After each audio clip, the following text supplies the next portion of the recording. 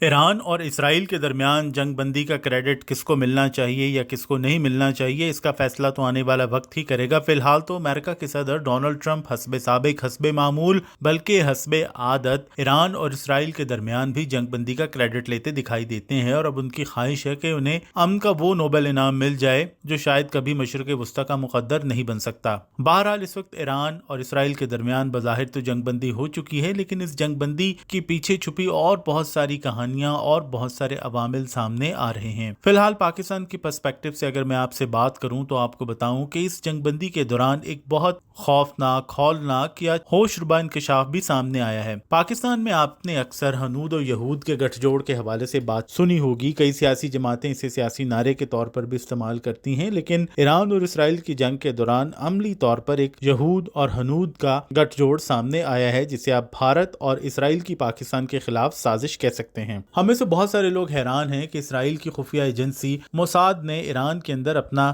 اتنا بڑا net work کیسے بنا لیا۔ عام طور پر خفیہ ایجنسیز کے دوسرے ممالک یا دشمن ممالک کے اندر نیٹ ورکس موجود ہوتے ہیں، جاسوس موجود ہوتے ہیں۔ مثلا پاکستان کے بھارت میں بھی کچھ نہ کچھ جاسوس وغیرہ موجود ہوں گے، کچھ نہ کچھ نیٹ ورک موجود ہوگا۔ اسی طرح بھارت کا پاکستان کے اندر نیٹ ورک تو آپ کے سامنے ہی ہے، جو کہ باضابطہ طور پر اسٹیٹ سپانسرڈ ٹیررزم کا ایک بہت بڑا نیٹ ورک تھا۔ ہم بات کر رہے ہیں کلبھوشن جادیو کی، جسے پاکستان نے پکڑا۔ اس کے علاوہ اور بہت سارے چھوٹے بڑے نیٹ ورکس یا چھوٹے بڑے ایلیمنٹس ہوں گے جو یقینی طور پر دشمن کی ایجنسیز کے لیے کام کرتے ہیں۔ لیکن جس طرح سے موساد نے ایران کے اندر ایک ڈیرنگ آپریشن کیا اور اسرائیل کے پہلے حملے کے دوران آپ نے دیکھا کس طرح سے ایران کے اندر سے ایرانین رجیم کو سیبوٹاج کرنے کے لیے، ایران کی ملٹری انسٹالیشنز کو نقصان پہنچانے کے لیے کارروائیاں کی گئیں، وہ یقینی طور پر دنیا کے لیے بہت زیادہ حیران کن تھیں۔ لیکن جن لوگوں نے یہ کارروائیاں کی یا جن ممالک کے اعلیٰ حکام کی منظوری سے یہ کارروائیاں ہوئیں، ان کے لیے یقینی طور پر یہ حیران کن نہیں تھا۔ اب ہم آتے ہیں اصل مدعے کی طرف کہ مودی حکومت دراصل اسرائیل کی پراکسی کے طور پر کام کر رہی ہے۔ ہنود و یہود کے گٹھ جوڑ یعنی کہ انڈیا اور اسرائیل کے گٹھ جوڑ سے نہ صرف بھارت کی خارجہ پالیسی بلکہ خطے کے توازن پر بھی منفی اثرات مرتب ہوتے چلے آ رہے ہیں۔ ماضی میں بہت کم ایسا ہوا ہے کہ بھارتی حکومت نے اسرائیل کے ساتھ مل کر پاکستان کے خلاف کوئی گڑبڑ کرنے کی کوشش کی ہو، لیکن اگر آپ تھوڑا سا ماضی میں جھانکیں تو آپ کو اس بات کے شواہد ملتے ہیں کہ دونوں جانب سے پاکستان کو دشمن تو سمجھا جاتا ہے، پاکستان کے خلاف بعض عملی اقدامات بھی کیے گئے، مثلا پاکستان کے ایٹمی پروگرام کو تباہ کرنے کا منصوبہ یا پاکستان کے ایٹمی دھماکوں سے پہلے 1998 میں سری نگر کے ہوائی اڈے کے اوپر اسرائیلی طیاروں کی موجودگی اور پاکستان کا پوری دنیا کو الارم کرنا یا کم از کم امریکہ کو الارم کرنا اس بات کا ثبوت ہے کہ اسرائیل کی جانب سے پاکستان کے خلاف ماضی میں کچھ نہ کچھ کرنے کی کوششیں کی گئی ہیں۔ لیکن اس بار یہ کوشش ایک سازش کے طور پر سامنے آئی ہے، جس میں ایران میں بیٹھے ہوئے کچھ عناصر کو پاکستان کے خلاف بدامنی پیدا کرنے کے لیے استعمال کیا گیا۔ ونس اگین لوٹتے ہیں موساد کے ایران میں ایجنٹس کے حوالے سے کہ وہ کون لوگ تھے، وہ کون سے عناصر تھے جنہوں نے ایران میں رہتے ہوئے، ایران کا شہری ہوتے ہوئے اسرائیل کا ساتھ دیا۔ تو جناب سب سے اہم حقیقت، ایران میں رہنے والے وہ نسلاً کرد باشندے ہیں جو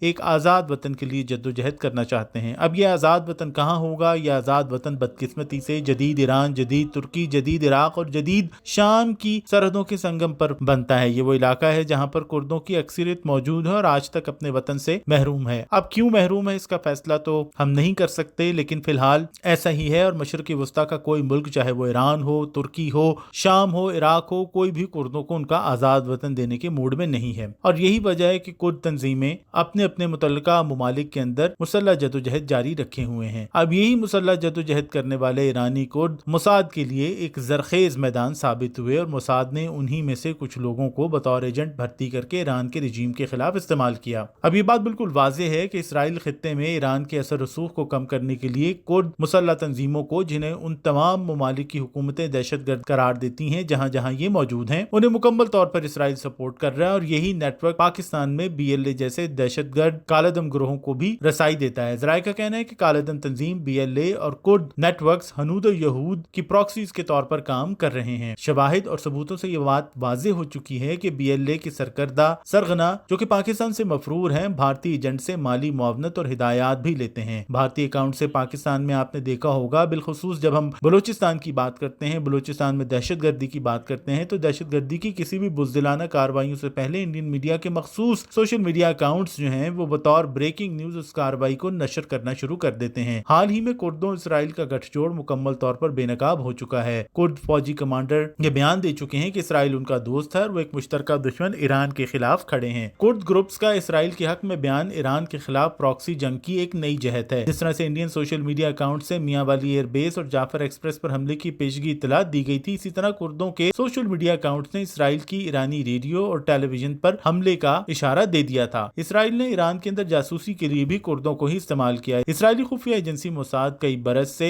عراقی کردستان میں موجود کچھ عسکری و سیاسی گروپوں کو پیسے دینے کے ساتھ ٹیکنالوجی اور عسکری تربیت بھی فراہم کر رہی ہے، اور اس تعاون کا مقصد ایران کے مغربی علاقوں میں خفیہ کارروائیوں کے لیے اندرونی سپورٹ مہیا کرنا تھا۔ یعنی ایک طرف تو کردوں کو خوش کر کے انہیں ساتھ ملایا جائے اور اس کے ساتھ انہی کردوں کو استعمال کرتے ہوئے ایران کے رجیم کے خلاف بھی ایک بڑے مقصد کے لیے استعمال کیا جا سکے۔ ایرانی سیکیورٹی اداروں نے 2022 اور 24 کے درمیان کئی بار اسرائیلی ایجنٹس کی گرفتاری کا دعویٰ کیا تھا۔ بی ایل اے اور کرد گروپوں کے ذریعے جاری پراکسی کی جنگ اب ہنود اور یہود کی چالوں کی عکاس بنتی جا رہی ہے، اور اس حوالے سے یقیناً پاکستان کے لیے اچھی خبر یہ ہے کہ کم از کم فی الحال ایران کا موجودہ رجیم اپنی حکومت بچانے میں کامیاب ہو گیا ہے، کیونکہ اگر خدا نہ خواستہ ایران کی موجودہ حکومت یا اسلامی انقلاب کی چھتری کے نیچے بننے والی حکومت گر جاتی تو ایران کے اندر افراتفری کا وہ طوفان مچنا تھا جس سے پاکستان کی مغربی سرحدیں بھی غیر محفوظ ہو جاتی۔ اس وقت بھارتی ایجنسیز اسرائیلی ٹیکنالوجی کے ذریعے اندرون و بیرون ملک جاسوسی کا نیٹ ورک چلا رہی ہیں، اور یہ نیٹ ورک اس وقت عالمی امن کے لیے ایک سنگین خطرہ بن چکا ہے۔